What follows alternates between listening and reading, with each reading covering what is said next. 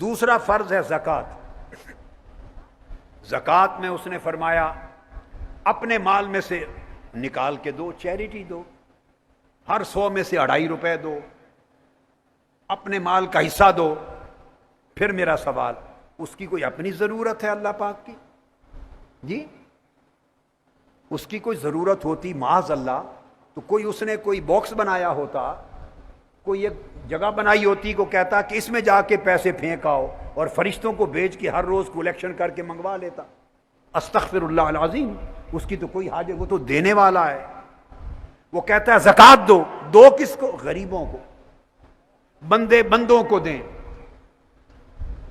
مالدار محتاجوں کو دیں، دینی کاموں پہ دیں، ضرورت مندوں کو دوں. وہ کہتا ہے یہ جو زکوٰۃ ہے کیا ضرورت ہے وہ بھی سن لیں، ان کو دیں. باری تعالیٰ ہم نے کمایا، یہ محتاج ہے، ان کو دے دیا، اس سے کیا ضرورت پوری ہوتی؟ اس کی روح کیا ہے؟ اس کا میسج کیا ہے؟ اس کا مقصد کیا ہے؟ سن لیے سورہ التوبہ آیت نمبر 103. اس میں جواب دیتے ہیں اللہ پاک. فرمایا میرے محبوب خذ من اموالہم صدقہ، ان کے مالوں سے صدقہ لو، مالداروں کے مال و دولت سے صدقہ لو، حصہ لو، غریبوں کو دو. باری تعالیٰ کیوں؟ تطہرہم وتزکیہم بہا، یہ اپنے مال میں سے حصہ نکالیں گے، زکوٰۃ دیں گے تو یہ پاک ہو جائیں گے، پاکیزہ اور طہارت ہو جائے گی. نہ صرف ان کے مال پاک ہوں گے، ان کے حال بھی پاک ہو جائیں گے. نہ صرف ان کے مال پاک ہوں گے بلکہ ان کے حال پاک ہو جائیں گے. حال کیسے پاک ہوں گے؟ وہ زکوٰۃ کے ذریعے، زکوٰۃ کے عنوان سے ہمارے اندر ایک احساس پیدا کرنا چاہتا ہے، غریبوں کا احساس. میں کھانے والا ہوں، یہ وہ ہے جس کو کھانا نہیں ملتا، اس کا احساس اگر من میں پیدا نہ ہو تو تمہاری زکوٰۃوں سے اس نے کیا لینا ہے؟ محتاج کی محتاجی اور غریب کی غربت اور پریشان حال کی پریشانی اور ضرورت مند کی ضرورت اگر تمہارے اندر ایک درد پیدا نہ کرے، ایک کنسرن پیدا نہ کرے غریبوں کے ساتھ، تمہارے اندر ایک ہمدردی پیدا نہ ہو جو ہر وقت زندگی کا حصہ بن جائے، ایک تڑپ پیدا نہ کرے اگر محتاج مخلوق کے لیے، اگر تڑپ پیدا نہ ہو تو اس نے 2.5% دلوا کے کیا لینا ہے اللہ نے؟ ہم نے زکوٰۃ کو 2.5% سمجھ لیا ہے. ہم نے زکوٰۃ کو صرف 2.5% سمجھ لیا ہے. نہیں تو یہ تو ایک اس نے لمٹ رکھی ہے. زکوٰۃ کی روح 2.5% خرچ کرنا نہیں، وہ تو اس کا نصاب ہے. روح زکوٰۃ کی تمہارے من میں تڑپ لگا دینا ہے، ایک اندر آگ لگا دینا ہے، غریب انسانیت کی، دکھی انسانیت کی، محتاجوں کی، جنہیں کھانا نہیں ملتا، جن کا گھر نہیں ہے، جن کے وسائل نہیں ہیں، جن کے پاس علاج نہیں ہے، روزگار نہیں ہے، ان کی درد تمہارے اندر اگر پیدا نہ ہو تو اس زکوٰۃوں سے رب نے کچھ نہیں لینا. زکوٰۃ کے ذریعے ہمارے اخلاق بدلنا چاہتا ہے. باری تعالیٰ بندہ سوال کرتا ہے، ایک غریب شخص سوال کرتا ہے کہ میرے مولا، یہ جو آپ نے اتنا بڑا عظیم منصب دیا زکوٰۃ، اس سے مال بھی پاک ہو جائیں گے اور حال بھی پاک ہو جائیں گے. تو تطہرہم وتزکیہم، 2 لفظ استعمال کیے، ورنہ ایک لفظ سے کام چل سکتا تھا. اگر صرف مال پاک کرنے ہوتے تو تطہرہم کہہ دیتا. یہ جو 2 فعل الگ استعمال کیے، ایک مال پاک کرنے کے لیے، ایک حال پاک کرنے کے لیے. اس زکوٰۃ کے ذریعے تمہارا مال بھی پاک ہوگا، تمہارا حال بھی پاک ہوگا، اخلاق سنوریں گے.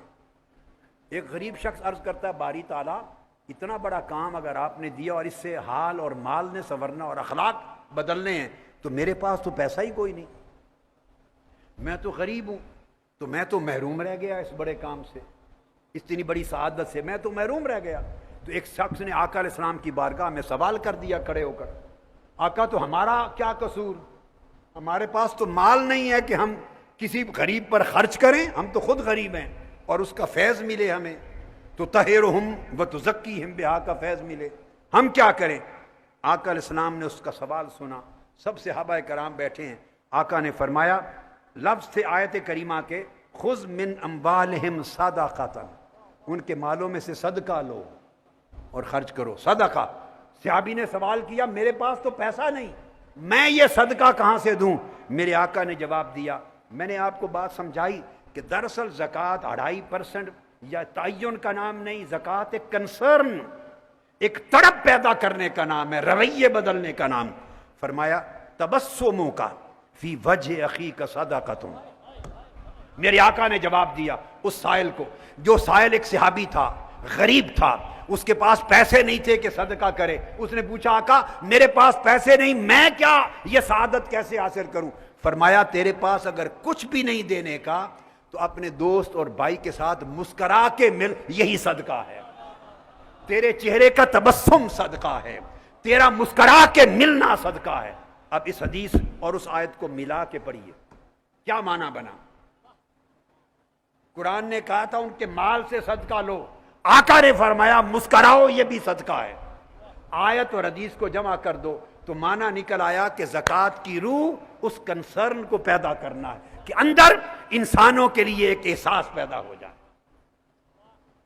اور فرمایا وَأَمْرُكَ بِالْمَعْرُوفِ وَنَهْيُكَ عَنِ الْمُنْكَرِ صَدَقَةٌ، لوگوں کو اچھائی کی نصیحت کرنا، برائیوں سے روکنا، یہ بھی صدقہ ہے۔ وَإِرْشَادُكَ الرَّجُلِ فِي أَرْضِ الضَّلَالِ لَكَ صَدَقَةٌ، ایک بھٹکے ہوئے شخص کو راستہ دکھا دینا، یہ طرز عمل بھی صدقہ ہے۔ اور آقا نے فرمایا وَإِمَاتَتُكَ الْأَذَى وَالشَّوْكِ وَالْعَزْمِ عَنِ الطَّرِيقِ لَكَ صَدَقَةٌ، راستے میں پتھر پڑا ہے، کانٹا پڑا ہے، ہڈی پڑی ہے، تکلیف دینے والی کوئی چیز پڑی ہے، اس کو ہٹا دینا اور گزرنے والوں کے لیے راستہ صاف کر دینا، یہ بھی صدقہ ہے۔ اس سے بھی تزکیہ اور تطہیر نصیب ہو جائے گی۔ حتیٰ کہ فرمایا وَإِفْرَاغُكَ مِن دَلْوِكَ فِي دَلْوِ أَخِيكَ لَكَ صَدَقَةٌ، تیرے ڈول میں پانی ہے، دوسرے غریب کے پاس پانی نہیں، اپنے ڈول سے کچھ پانی اس کے ڈول میں ڈال دو، یہ بھی صدقہ ہے۔ اور فرمایا جس کی بینائی کمزور ہے اس کو پکڑ کے راستہ چلا دو، یہ بھی صدقہ ہے۔ یعنی اتنی مثالیں دے کر آقا علیہ السلام نے زکوٰۃ کی روح سمجھا دی کہ زکوٰۃ کی روح جو ہے وہ غریبوں محتاجوں کی ضروریات کو ایڈجسٹ کرنا ہے۔ پیسہ ہے تو پیسے سے، علم ہے تو علم سے، طاقت ہے تو طاقت سے، رہنمائی کی قوت ہے تو رہنمائی سے، مسکرانا ہے تو نرم میٹھی زبان کے دو بول بولنے ہیں، اس سے اس کا دل رہ جائے، یہ بھی صدقہ ہے۔